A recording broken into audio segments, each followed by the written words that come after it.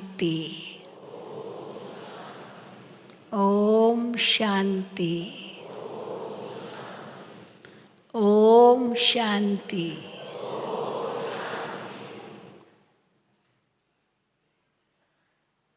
प्यारे बाबा ने हम बच्चों को इतना ऊंचा ज्ञान दिया है, इतनी श्रेष्ठ समझ दी है, जिसके आधार से हमारा ये जीवन कितना महान बन गया है। इतना ऊंचा लक्ष्य दिया है जो आज तक किसी ने हमें नहीं दिया। लोग पूछते हैं कि आप के इस संस्था का उद्देश्य क्या है, तो हम उन्हें यही बताते हैं ना कि मनुष्य से देवता बनना है। यही इस संस्था का उद्देश्य है। तो मनुष्य से देवता बनने के लिए क्या आवश्यक है, उसके लिए ये सारा ज्ञान है। तो इतने ऊंचे ज्ञान को समझकर अपने प्रैक्टिकल जीवन में लाना है, जिससे ही हम मनुष्य से देवता बनेंगे। और उसके लिए जैसे अभी गीत सुना, सदा खुश रहो। देवताएं सदा खुशी की खुराक खाते हैं। खुशी की खुराक सबसे श्रेष्ठ खुराक है, जिससे आत्मा कितनी तंदुरुस्त बनती है। शरीर की खुराक से शरीर तंदुरुस्त बनता है, लेकिन आत्मा की खुराक है खुशी। और उस खुशी से आत्मा इतनी शक्तिशाली बन जाती है। लेकिन उसके लिए हमारी सोच बहुत ऊंची चाहिए। सोच हमारी ऊंची होगी तभी खुशी होगी। भले हम कहते हैं खुशी आपके अंदर है, बाहर नहीं है, तो अंदर है माना हमारी सोच में है। तो कई बार हम कहते हैं कि जब लोगों को शिक्षा देते हैं तो क्या बोलो क्या नहीं बोलो, क्या करो क्या नहीं करो, ये शिक्षा ज़रूर देते हैं। बच्चों को भी माँ बाप ये शिक्षा देते हैं, लेकिन क्या सोचो क्या नहीं सोचो, ये शिक्षा इतनी नहीं मिलती है। ये तो केवल बाबा ही देते हैं, क्योंकि हमारे बोल, हमारा कर्म हमारी सोच के आधार पर है। जैसा सोचेंगे वैसा ही बोलेंगे, फिर वैसा ही कर्म करेंगे। तो अगर हमारे कर्म ऊंचे हैं, बोल ऊंचे हैं, तो खुशी तो होगी, लेकिन उसके लिए सोच बहुत ऊंची चाहिए। और वो कैसे होगी? जब ज्ञान हमारे अंदर होगा। मनुष्य अज्ञानवश कितना नेगेटिव सोचते हैं। आज भी बाबा ने मुरली में यही कहा, निर्संकल्प स्थिति। निर्संकल्प का मतलब ये नहीं है कि कुछ सोचते ही नहीं है, पर निर्संकल्प माना श्रेष्ठ विचार मन में। और सबसे श्रेष्ठ विचार तो आत्मस्मृति में आते हैं। सबसे श्रेष्ठ विचार शिव बाबा की याद में आते हैं। और ये आत्मस्मृति और शिव बाबा की याद हमारी सतत बनी रहे, उसके लिए मन में इतनी शांति चाहिए, क्योंकि मन अगर अशांत होगा तो न आत्मस्मृति रहेगी, न शिव बाबा की याद रहेगी। और मन अशांत होता ही तब है जब हम नकारात्मक बातें सोचते हैं। बाबा कई बार हमें समझाते हैं कि मन में जब नकारात्मक विचार आते हैं तो वो तो बहुत तेज़ चलते हैं, बहुत तेज़ चलते हैं।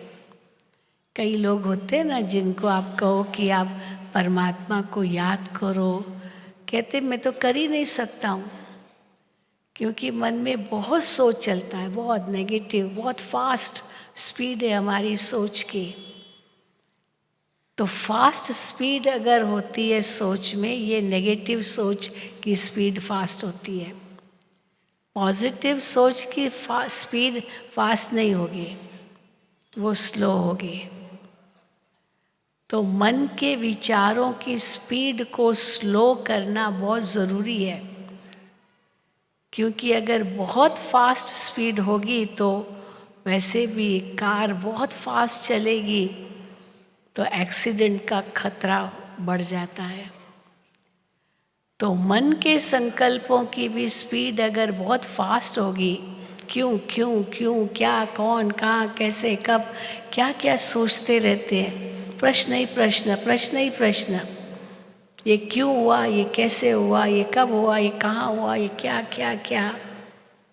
और दादी गुलजार कई बार इसके लिए कहती थी, ये क्या, क्यों, कौन, कहाँ, कैसे, ये जो बार बार प्रश्न मन में उठते हैं ना, ये कौवे की भाषा है। कौवा भी क्या करता है, का करता रहता है। और किसी को कौवे की ये का भाषा अच्छी नहीं लगती है।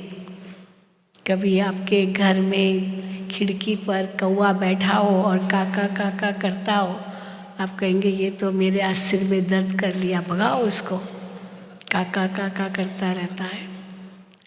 तो मनुष्य भी तो अगर क्या, क्यों क्यों, कब, कहाँ ये प्रश्न ही करता रहे और उत्तर है नहीं,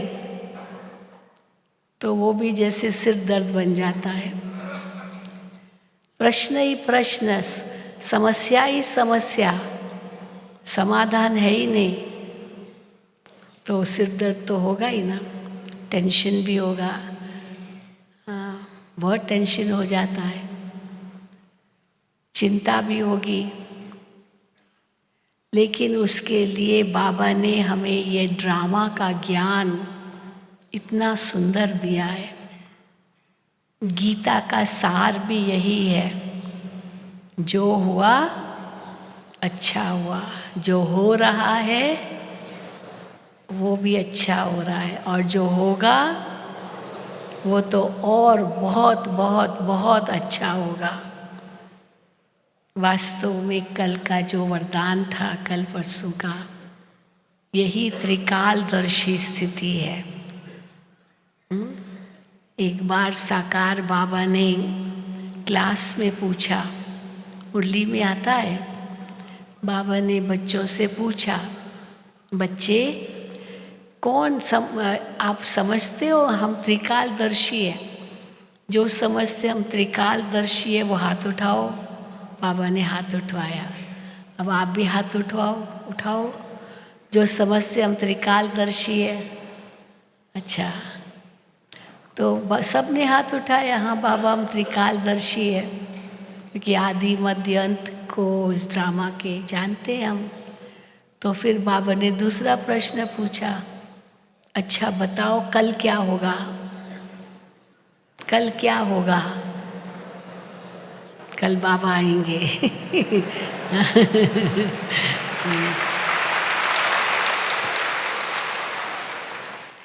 कल क्या होगा, ये प्रश्न बाबा ने पूछा। तो सब चुप, कोई जवाब न दे। अब आपको पता ही नहीं है कल क्या होगा, तो फिर त्रिकालदर्शी कैसे हुए? कैसे हुए त्रिकालदर्शी? त्रिकालदर्शी माना ये भी आपको पता है कल क्या होगा। तो फिर बाबा ने फिर पूछा तो कोई जवाब नहीं दिया, लेकिन एक निकला जिसने जवाब दिया, बाबा जो भी होगा अच्छा ही होगा, जो भी होगा अच्छा ही होगा। बाबा ने कहा हाँ ये ठीक जवाब है कि जो भी होगा वो अच्छा ही होगा। उस बुराई में भी अच्छाई दिखाई दे तब कहेंगे त्रिकालदर्शी। बुराई है लेकिन उसमें भी अच्छाई दिखाई दे तब कहेंगे त्रिकालदर्शी। क्योंकि समस्याओं को हम रोक नहीं सकते हैं। परीक्षाएं, समस्याएं, उलझने, आपतें, अड़चने, विघ्न, ये कितने सारे शब्द हैं जो पल पल पर अनुभव होते हैं। अचानक कोई न कोई समस्या आ गई, अचानक 1 मिनट पहले सोचा भी नहीं था, अचानक कोई समस्या आ गई, अचानक किसकी मृत्यु हो गई। आजकल मृत्यु की भी बाजार गर्म है ना। अचानक कई कहते ना अभी अभी तो बैठे थे, अभी अभी तो खा रहे थे, अभी अभी तो सबसे बातें कर रहे थे, अभी अभी अभी अभी ये क्या हो गया। अचानक अचानक अर्थक्वेक आ गया, भूकंप आ गया, अचानक एक्सीडेंट हो गया, अचानक अचानक हुआ। और जब अचानक होता है तो कितना एक तो आश्चर्य होता है, अरे ये कैसे हो गया। दूसरा फिर उसके बाद उसका कितना टेंशन हो जाता, अभी क्या होगा, ये अचानक हो गया। तो इसीलिए ये क्या हो गया, ये क्यों हो गया, ये नहीं होना चाहिए था, उसमें ही लगे रहते हैं।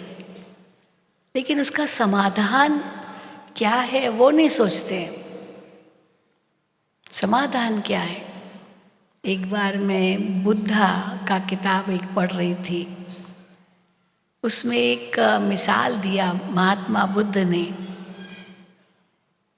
कि समझो आप जंगल में जा रहे हैं और अचानक पीछे से किसी ने तीर मारा। उस समय तो तीर कमान ही चलते थे, अभी तो बंदूकें चलेगी, अचानक कोई पीछे से मार सकता है, बंदूक भी चला सकता है, लेकिन तीर कमान, तीर चला लिया पीछे से और लगा। घोड़े पर जा रहे थे और पीछे से तीर मारा। अब वो व्यक्ति घायल हो गया। अब जो लोग वहाँ इकट्ठे हो गए उन्होंने कहा ये तीर कहाँ से आया, ये किसने मारा, ये तीर किस धातु का है, किस एंगल से आया, ये क्यों आया, वो उसने क्या समझा। बस यही प्रश्न ही करते रहेंगे, प्रश्न ही करते रहेंगे। अब वो बेचारा जिसको तीर लग गया है उसका तो क्या हाल होगा, वो तो खून बहेगा, वो तो वही मर जाएगा। तो समझदारी क्या है, ये क्या क्यों कौन कहाँ कैसे की बजाय उस समय तीर निकालो, तीर निकालना है, उसको बचाना है, यही समझदारी है। पहला काम ये करना है, फिर बाद में सब इन्वेस्टिगेशन हो, पर पहले तो उसको बचाना है ना। एक्सीडेंट होता है, मान लो एकदम घायल है तो अभी और बातें थोड़ी सोचेंगे, पहले इसको हॉस्पिटल ले जाओ या उसका उसी समय कुछ उपचार करो, उसकी रेमेडी क्या है, उसका इलाज क्या है, पहले प्रश्न नहीं पूछो। तो इलाज यानी उसका सॉल्यूशन, उसका प्रश्न का जवाब वो पहले चाहिए। और वो अगर उस पर ध्यान देते हैं तो हम टेंशन में नहीं आते हैं, क्योंकि रास्ता पता है। पर चलो मान लीजिए कोई ऐसी घटना हुई, हम उसका कुछ इलाज भी नहीं कर सकते हैं, तो फिर क्या कहेंगे, इसमें भी कुछ कल्याण था, इसमें भी कुछ कल्याण था। क्योंकि ये ड्रामा है ही कल्याणकारी। ड्रामा है ही कल्याणकारी। जब बाबा ये कहते हैं कल्याणकारी है, तो उस समय क्या सोचना होगा कि इसके पीछे कल्याण क्या है, ये सोचना होगा। एक कई मिसाल हम आपको दे सकते हैं, जो लगता है बिल्कुल अकल्याण, लेकिन उसके पीछे क्या कल्याण है वो उस समय पता नहीं चलता है, लेकिन है कल्याण। एक छोटा सा उदाहरण आपको देते हैं। एक कुमार था, बहुत सेवा बहुत सेवा बहुत सेवा करता था, लेकिन बंधन में था, बहुत बंधन में था। उसके माता पिता का बहुत बंधन था, बेचारा कुछ नहीं कर पाता था, लेकिन सेवा का शौक था। तो वो बाबा को यही कहता था, बाबा मेरा बंधन काटो, मेरा बंधन काटो, मैं बाबा की बहुत सेवा करना चाहता हूँ, मेरा बंधन काटो, नहीं तो बाबा मुझे अपने पास बुला लो। यहाँ तक कह दिया बाबा को, मुझे अपने पास बुला लो बाबा, ये या तो बंधन काटो या तो मुझे अपने पास बुला लो। बस हर वक्त उसके धुन में बुद्धि में यही था। और बहनों को भी यही कहता था, बाबा मुझे बुला ले वे या तो बंधन काटे। अब बहनें कहती थी थोड़ा धीरज रखो, बहुत जोश में मत आओ, नहीं नहीं नहीं बस।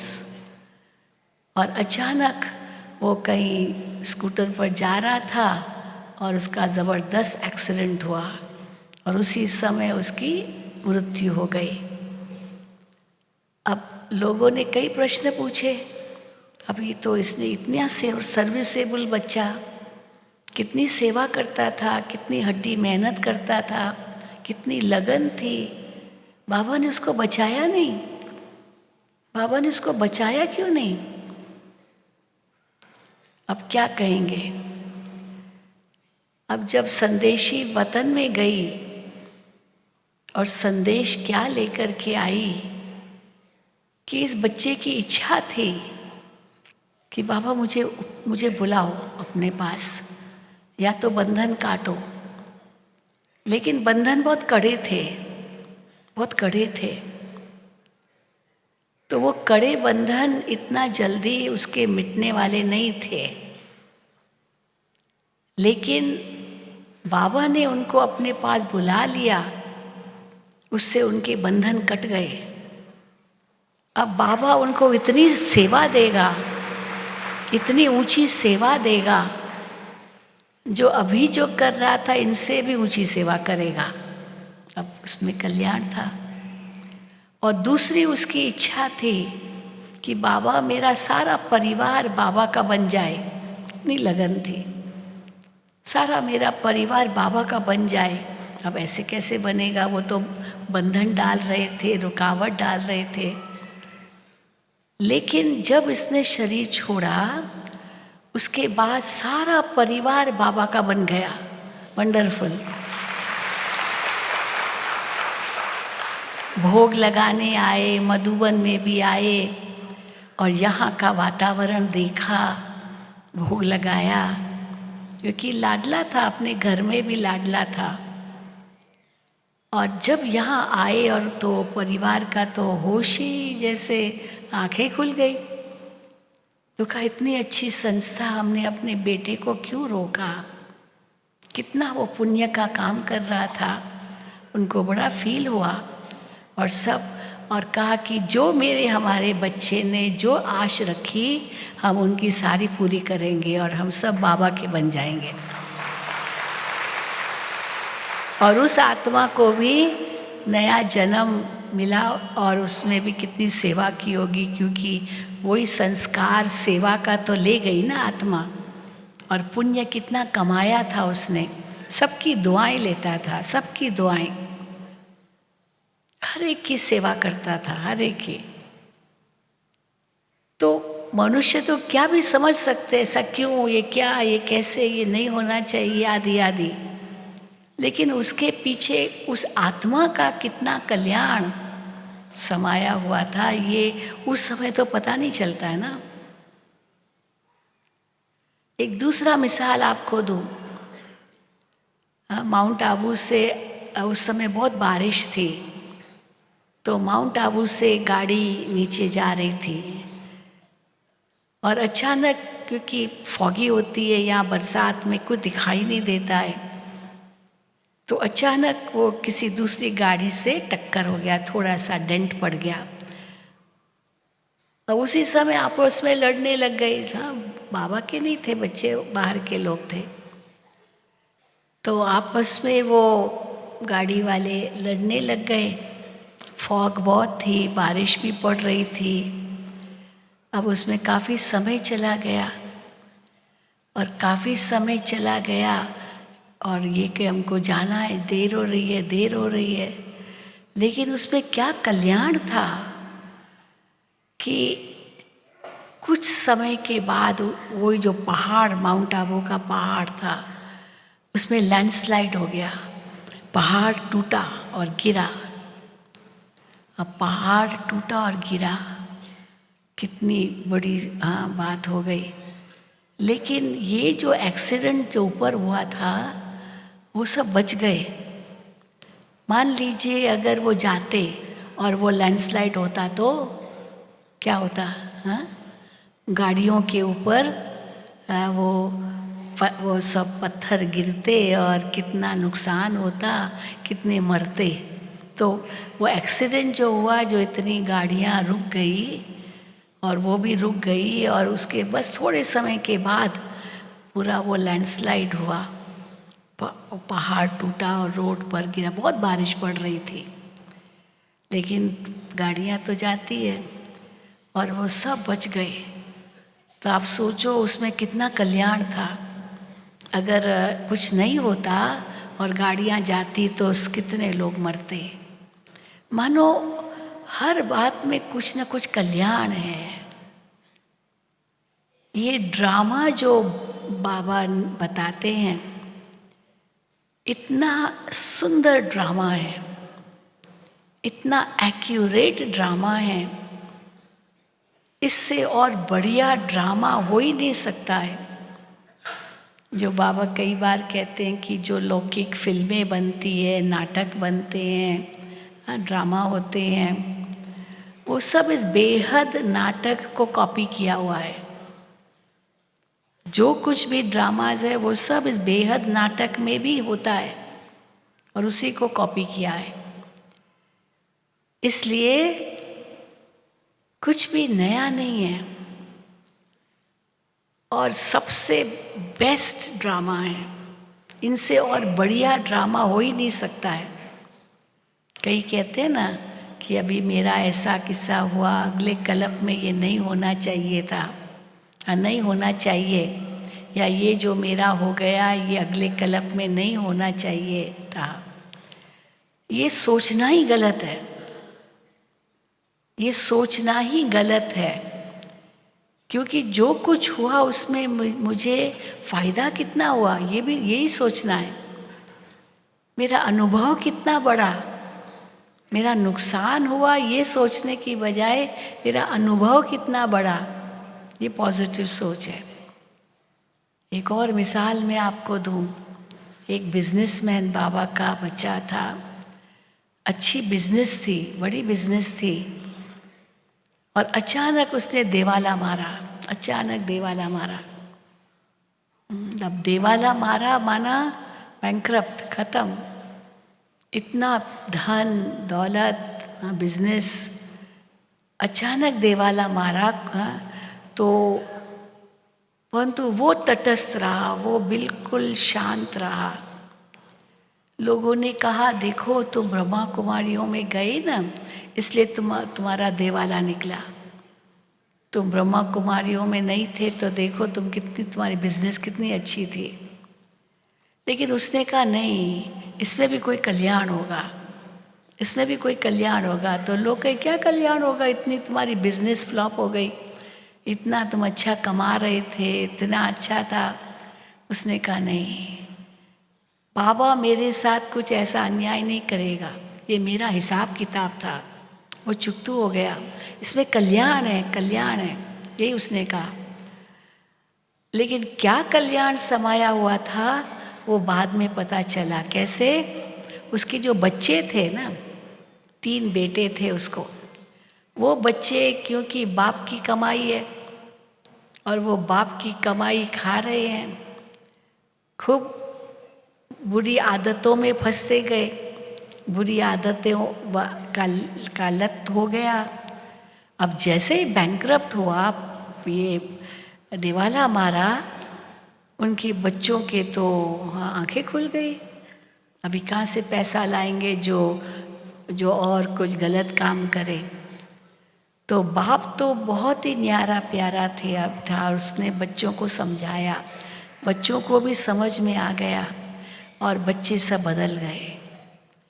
अब बताओ ये जो उसने दिवाला मारा उसमें कितना फ़ायदा था, बच्चे बदल गए, बच्चे अच्छे हो गए। अब मान लो अगर दिवाला नहीं मारता होता तो उसके बच्चे तो सब नालायक निकल रहे थे, बाप की कमाई पर ऐश कर रहे थे। हालांकि जब भी पिता उनको कहे कि आप लोग भी कुछ करो, मेहनत करो, ये करो, सुनते ही नहीं थे। अब सुनते ही नहीं थे और ऐसे दिवाला मारा तो बच्चों की तो आंखें खुल गई और सब ने ये अंदर में संकल्प किया कि हम इस बिजनेस को फिर से और आगे बढ़ाएंगे, बाप के साथ मिल कर के करेंगे। तो जो पिता के साथ नहीं मिल रहे थे अब वो मिलने लगे और बिजनेस इतनी बढ़ गई जो पहले से भी ज़्यादा हो गई। हाँ? तो दिखाई कुछ और देता है, लेकिन उसके पीछे क्या राज है वो तो ड्रामा में सब निश्चित है। इसलिए जब भी कुछ हो, कुछ भी हो, कभी भी मन में यह प्रश्न न उठे ये क्यों हुआ, ऐसा मैंने क्या किया, ये क्यों हुआ। ज़रूर कुछ तो हुआ है ना, क्योंकि कोई भी परिणाम कारण के बिना तो नहीं होता है ना, कारण कुछ तो होगा ना। और चलो इस जन्म का नहीं है तो पिछले जन्मों का भी होगा, ऐसे ही नहीं परिणाम निकलता है। कोई भी फल बिना बीज के नहीं होगा, बीज तो उसका आधार तो चाहिए ना। इसलिए कर्मों की गुह्य गति बाबा समझाते रहते हैं। अगर हमारे कर्म श्रेष्ठ है तो हमें डरने की कोई ज़रूरत नहीं है, परंतु हमारे कर्म अगर श्रेष्ठ नहीं है तो डर लगेगा, क्योंकि मैंने ये भूल की है, मैंने ये किया है, मैंने वो किया है, उसकी तो नहीं है सज़ा मुझे। लेकिन अगर हुआ भी कुछ पर मेरी कोई भूल नहीं है तो मेरा कोई पिछला हिसाब किताब चुकता हुआ। क्या हम इतना समझ सकते हैं? या उस समय क्या क्यों क्यों क्यों यही चलता रहेगा तो टेंशन होगा ही। तो ड्रामा का हर दृश्य कल्याणकारी है, हर दृश्य। लेकिन बाबा कई बार कहते हैं इस ड्रामा को उल्टा मत लो। उल्टा कैसे लेते? जो ड्रामा में होगा वो तो होगा, इसलिए पुरुषार्थ ही नहीं करें। कई ऐसे समझते हैं अगर ड्रामा सब नूंद है, सब कुछ भी नया नहीं है तो हम पुरुषार्थ ही नहीं करेंगे, जो होना होगा वो तो वही होगा। लेकिन ड्रामा ऐसा भी नहीं है, जो होना होगा वो तो होगा ही, लेकिन ड्रामा के अंदर ये भी राज है कि जो आप करोगे वो ही पाओगे, ऐसे नहीं पाओगे। हाँ? इसलिए जो करोगे वो ही मिलेगा, ये भी ड्रामा के अंदर नूंद है। केवल ड्रामा में जो होगा वो तो ठीक, लेकिन ये भी तो नूंद है ना, क्योंकि कर्म के बिना हम रह ही नहीं सकते। बाबा तो यही कहते हैं, कर्म के बिना कैसे रह सकते हैं? आत्मा है शरीर में तो श्वास तो लेते हैं, तो ये भी तो कर्म है। देख रहे हैं, सुन रहे हैं, बोल रहे हैं, ये भी तो कर्म है। तो कर्म तो कर ही रहे हैं ना, तो क्यों ना अच्छा कर्म करें। क्यों न सबको सुख दे, क्यों न हमारे कर्म श्रेष्ठ कर्म बन जाए ताकि वो भाग्य ऊंचा बने। लेकिन कोई कहे कि जो होगा वही तो होगा, पर होगा बनाता कौन है? वो भी तो हम ही बनाते हैं। तो ये दोनों बातें हैं। इसीलिए बाबा कहते हैं ड्रामा का जो ज्ञान है ना, उसको इमरजेंसी में लो, हर वक्त मत लो, हर वक्त मत लो। हर गाड़ी में, ट्रेन में, बस में, हवाई जहाज में इमरजेंसी गेट्स होते हैं, इमरजेंसी दरवाजे। वो ऐसे नहीं खोले जाते हैं, ऐसे नहीं खोलना होता है। अगर ऐसे ही खोल दिया, भूल से भी खोल दिया, तो बहुत बड़ी पेनल्टी है। पर होते ज़रूर है। और कब वो खोलना होता है? जब ऐसी इमरजेंसी आ गई, जब और कोई रास्ता नहीं है, तभी वो इमरजेंसी गेट खोलना होता है। तो बाबा कहते हैं ये जो ड्रामा का ज्ञान है, ये इमरजेंसी गेट की तरह है। इसको कर्म होने के बाद, वो घटना या बात होने के बाद ये याद करो, जो हुआ अच्छा हुआ, जो हो रहा है अच्छा हो रहा है, जो होगा और भी अच्छा होगा। क्या होगा, क्यों होगा, कैसे होगा, हाँ ये मत सोचो। उसमें समय, श्वास, संकल्प शक्ति मत गंवाओ। अब क्या करना है ये सोचो। इसको कहते हैं सोल्यूशन, इसको कहते हैं समाधान। तो ये ड्रामा का ज्ञान हमारे लिए इमरजेंसी गेट है। जैसे चाकू होता है ना, चाकू एक साइड धार होती है, दूसरी साइड धार नहीं होती है। तो जो चीज़ काटनी है उसी पर ही धार वाला साइड लगाओ ना। अगर उल्टा लगा लिया तो वो चीज़ तो नहीं कटेगी, आपकी उंगली ज़रूर कटेगी, ज़रूर कटेगी, बिल्कुल कटेगी। उल्टा पकड़ा तो ड्रामा को उल्टा नहीं पकड़ो, ड्रामा को सीधा पकड़ना है। माना दोनों बातें हमको ड्रामा की ध्यान पर रखनी है। कर्म भी करना है और सोच समझ कर कर्म करना है। इसका नतीजा क्या होगा ये पहले से सोचना है।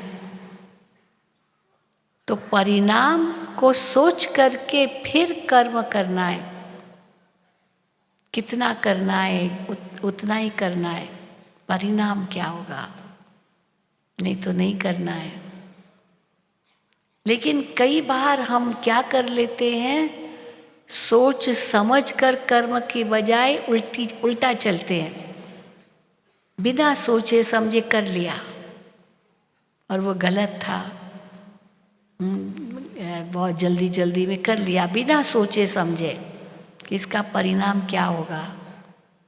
कर लिया, फिर समझ में आया ये गलत था, मुझे ऐसे नहीं करना चाहिए था।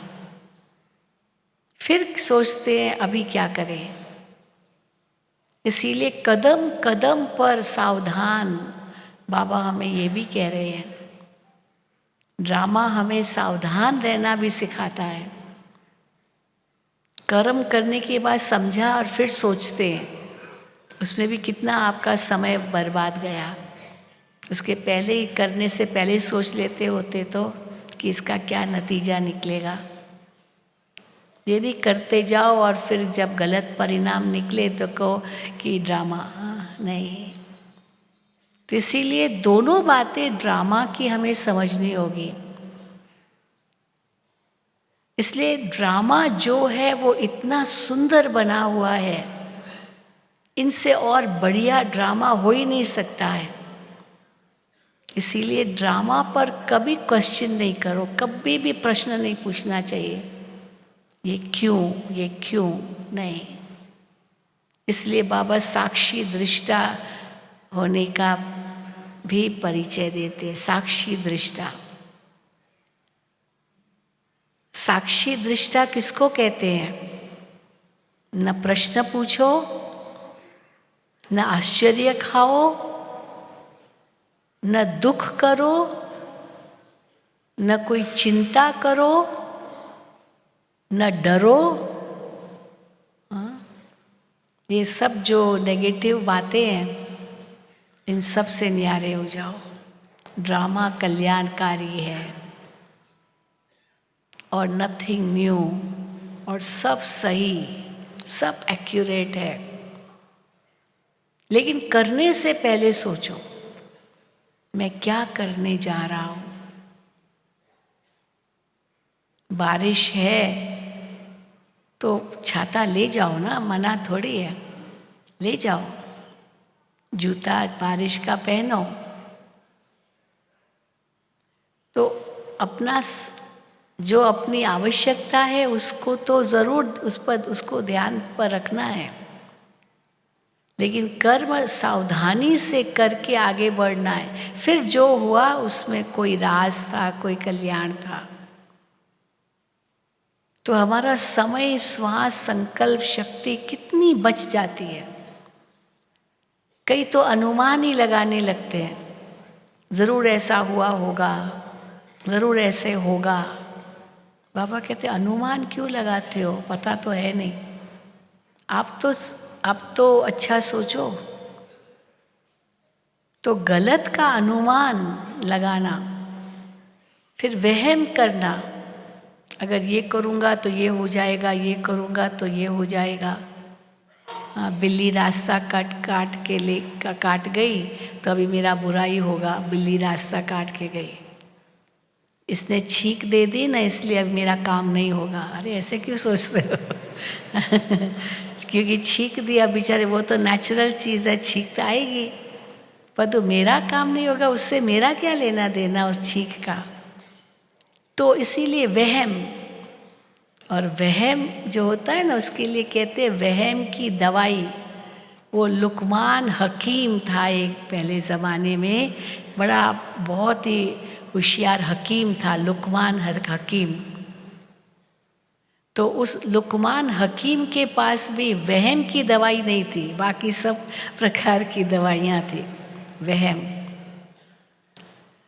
तो इसीलिए बाबा कहते हैं न वहम करो, न अनुमान करो लगाओ, न शक करो। चलो एक बार किसी ने कोई भूल कर दी, हाँ, बाबा ने उस दिन भी मुरली में कहा, किसने एक चोरी की मान लो, और पकड़ा गया, पता चल गया चोरी की है, और चलो उसने माफ़ी भी मांग ली, लेकिन 1 साल तक हम भूलेंगे नहीं कि इसने चोरी की थी, अभी भी चोरी करेगा। अरे क्यों अनुमान लगा रहे हो, क्यों शक कर रहे हो? अभी तो ज़रूरी थोड़ी कि अभी फिर करेगा या इसी ने दोबारा की होगी। लेकिन वो शक जाता नहीं है। परंतु बदल भी तो सकता है ना इंसान, ऐसी क्या बात है? ऐसे थोड़ी कि बदल ही नहीं सकता है, क्योंकि अनुभव हो गया, कितना नुकसान होता है, कितना दुख झेलना पड़ता है। संकल्प करते कि अभी मैं ये नहीं करूँगा, तो बदल गया ना। पर वो बदल गया वो हम नहीं देखते, इसने ऐसे किया, ये फिर से करेगा, ज़रूरी थोड़ी है। हर एक बदल सकता है। हम लोग जेलों में राखी बांधने जाते हैं, तो जेलों में ऐसे कई बार कहीं पढ़ा हमने, पाप से नफरत करो, पापी से नहीं। पापी से नफरत मत करो, ये बाइबल में आता है। वो पाप से नफरत ज़रूर करो कि इसने ऐसे ये पाप किया है, मैं ये पाप न करूं। जेल में है तो ज़रूर कोई पाप किया है, कोई अपराध किया है, तभी तो जेल में है। तो मैं ना करूं, पर उस पापी से नफरत मत करो, क्योंकि वो भी तो भगवान का बच्चा है। और क्या पता अभी उसने कितना अपने अंदर रियलाइज़ किया है। मुझे याद है जब हम राखी बांधने गए थे, तो कर्मों की गति का ज्ञान बहुत सुनाते हैं कैदियों को, और कई ऐसे कैदी देखे, वो आंखों से आंसू आते हैं उनको, पश्चाताप के आंसू। पश्चाताप उस समय कर लेते हैं ना, जोश में, होश नहीं होता उस समय, गुस्सा कर लिया, हत्या कर ली, न जाने क्या क्या कर लेते, सब गुस्से में आकर के। कईयों से पूछो ना, ये तुमने क्यों किया, बस गुस्सा आ गया। तो गुस्सा आ गया तो बुद्धि भ्रष्ट हो जाती है, लेकिन उसके बाद इतना पश्चाताप होता है। पर पछताने से क्या होगा, चिड़िया तो चुग गई खेत, कहते ना। इसीलिए बाबा हम बच्चों को कितना सावधान करते हैं, कदम कदम पर सावधानी। माया ऐसी है जो कहीं भी घसीट लेगी। सांप और सीढ़ी की वो का खेल बताते ना, इतनी मेहनत करके ऊपर चढ़ा और वहाँ सांप था शौक से पहले, और वो सांप ने उसको बिल्कुल नीचे ले आया। वो सांप रसातल में चला गया, 5वें मंजिल से गिरा तो हड्डियाँ सब टूट गई। लेकिन कई बार टू लेट भी हो जाता है। काला मुंह कर दिया, बाबा कितना मुरलियों में कहते हैं। चलो उसके बाद भी बाबा माफ़ भी कर ले, पर बदले ना अपने आप को, ये बहुत ज़रूरी है। और बदलना भी तो खुद को ही होगा।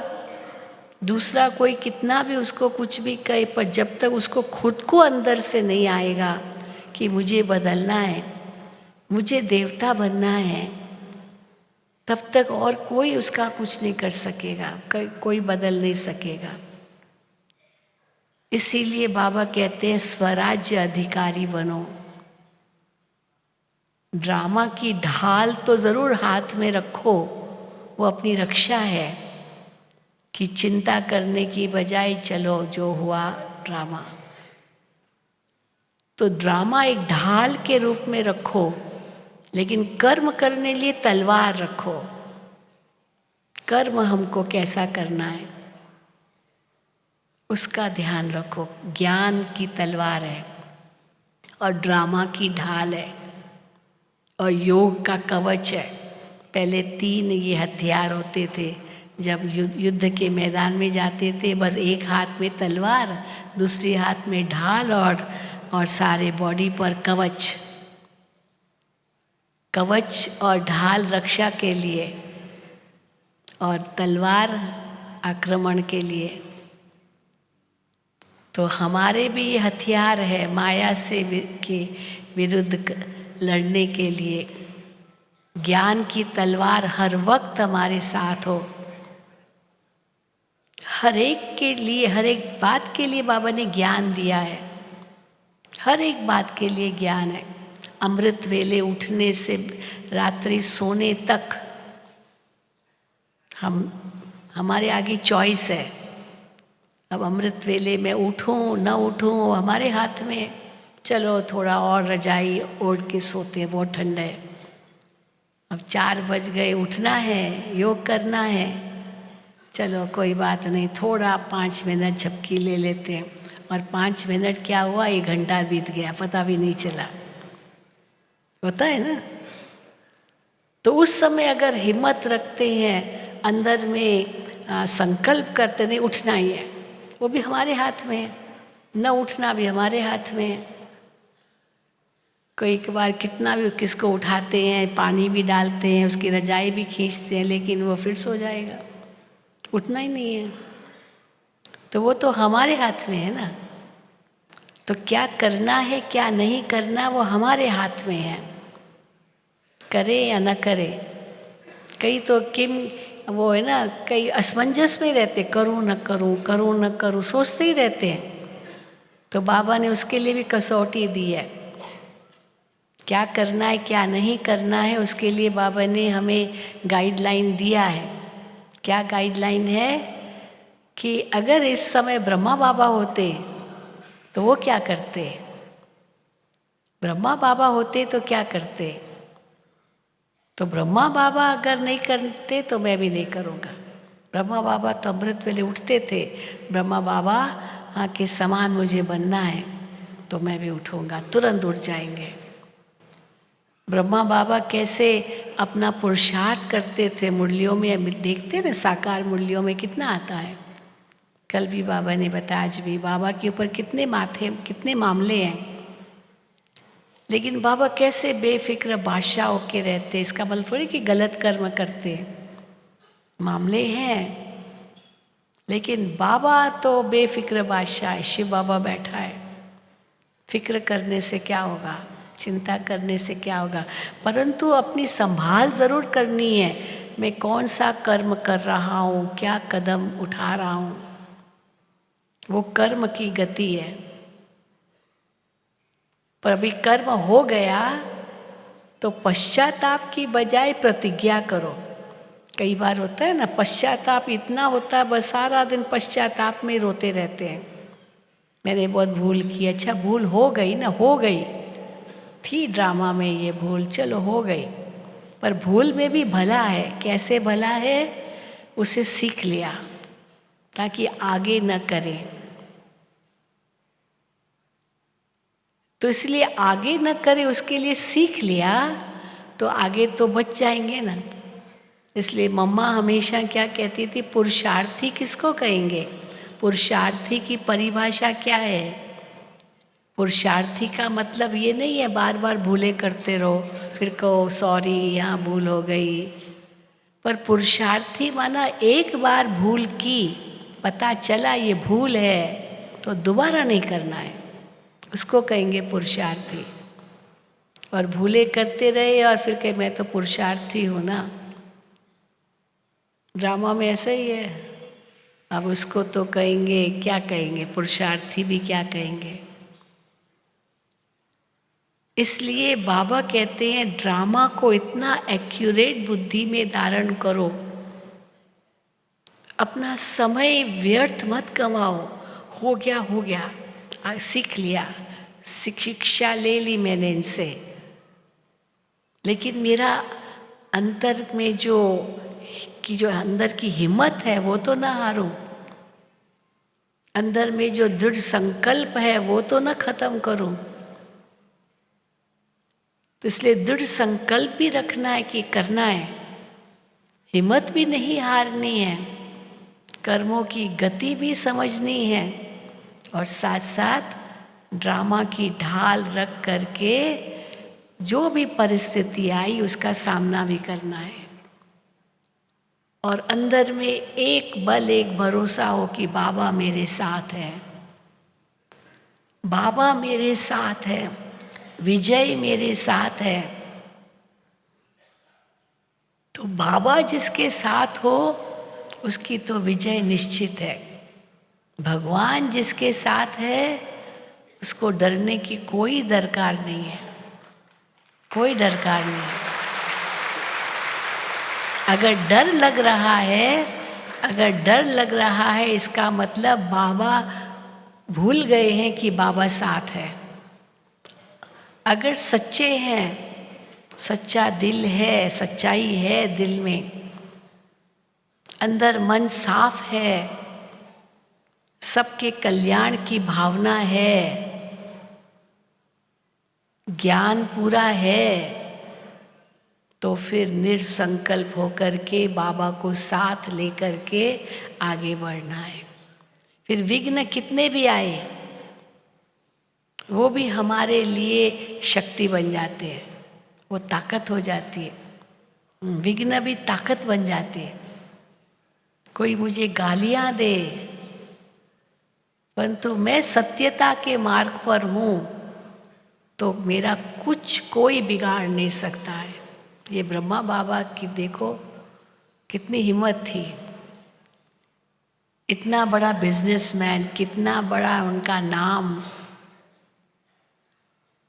समाज में कितनी उनकी ऊंची पोजीशन,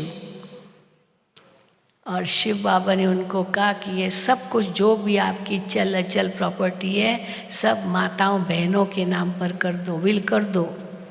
उनका परिवार, बाबा ने, भगवान ने कहा है तो बाबा ने और कुछ नहीं सोचा, भगवान मेरे साथ है। और बाबा ने कहा ना, मैं बाबा भूखा थोड़ी रहा, बेगरी पाठ भी आया, परीक्षाएं आई, लेकिन बाबा बेफिक्र बादशाह, हमने जिसको अपना जीवन दिया है उसी की जिम्मेदारी है, ज़रूर खिलाएगा, ज़रूर खिलाएगा, भूखा नहीं रखेगा। अंत में क्या होगा, बाबा ने कहा अंत में कुछ खाने को नहीं मिलेगा, लेकिन तुम बच्चों को दाल रोटी तो मिलेगी, सब्जी न भी मिले मिलेगा ज़रूर, क्योंकि बाबा को समय पर मदद किया, समय पर मदद किया। और चलो दाल रोटी भी न मिले मान लो, तो बाबा वतन में बुला करके सूबी रस पिला देगा, पेट भर जाएगा, ऐसे भी हो। शास्त्रों में कितनी कहानियां हैं, क्योंकि एक बल एक भरोसा है बस। पर हिम्मत अपनी ज़रूर चाहिए, ऐसे नहीं बाबा मदद तो करो पर हिम्मत भी आप ही दो, ये नहीं चलेगा हिम्मत का कदम एक हमारा हो तो बाबा के 10 कदम हम मदद के आ जाते, पर हिम्मत ही हार दो तो ड्रामा में जो होगा, जो पाठ होगा, जो पद मिलेगा, ये हिम्मत हारना वो न हो। तो बाबा भी देखते हैं ना कि बच्चा कितना पुरुषार्थी है, श्रेष्ठ पुरुषार्थी है। तो पहले लगेगा कि ये सही नहीं हो रहा है, ये नहीं कर पा रहा हूँ, लेकिन हिम्मत नहीं हारनी है। मिसाल देते ना, कितने बड़े बड़े जो सक्सेसफुल व्यक्ति हो गए हैं दुनिया में, इतने सफल कैसे हुए? ऐसे थोड़ी पहले ही उनके पुरुषार्थ से उनको सफलता मिली। कितनी बार उन्होंने हार खाई होगी, कितनी बार, लेकिन उन्होंने हिम्मत नहीं हारी। मेरे साथ भगवान है, अगर ये और मदद मिल गई तो शक्ति अंदर आ गई। वो भी बाबा भी तो हमारी हिम्मत को देखते हैं ना,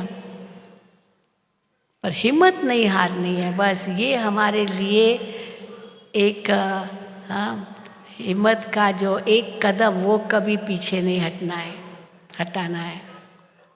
तो ये जब बुद्धि में होगा तो ड्रामा को भी सही रूप में समझ सकेंगे, कर्मों को भी श्रेष्ठ बना सकेंगे, और साथ साथ अपना भाग्य भी इतना ही ऊंचा बना सकेंगे।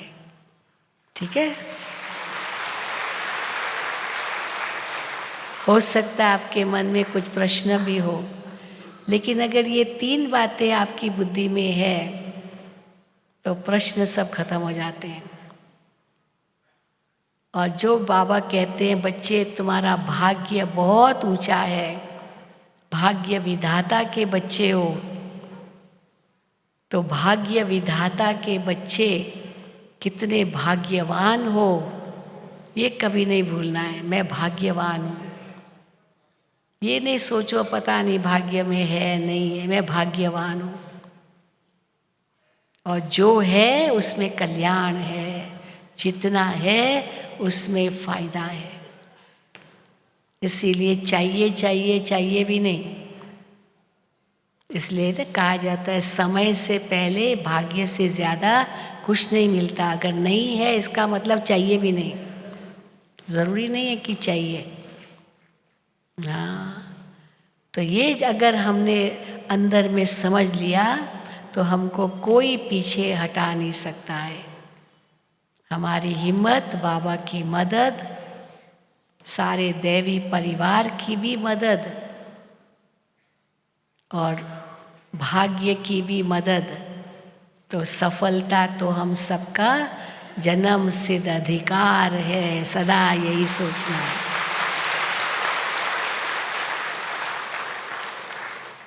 चलो, ओम शांति, ओम शांति, ओम शांति।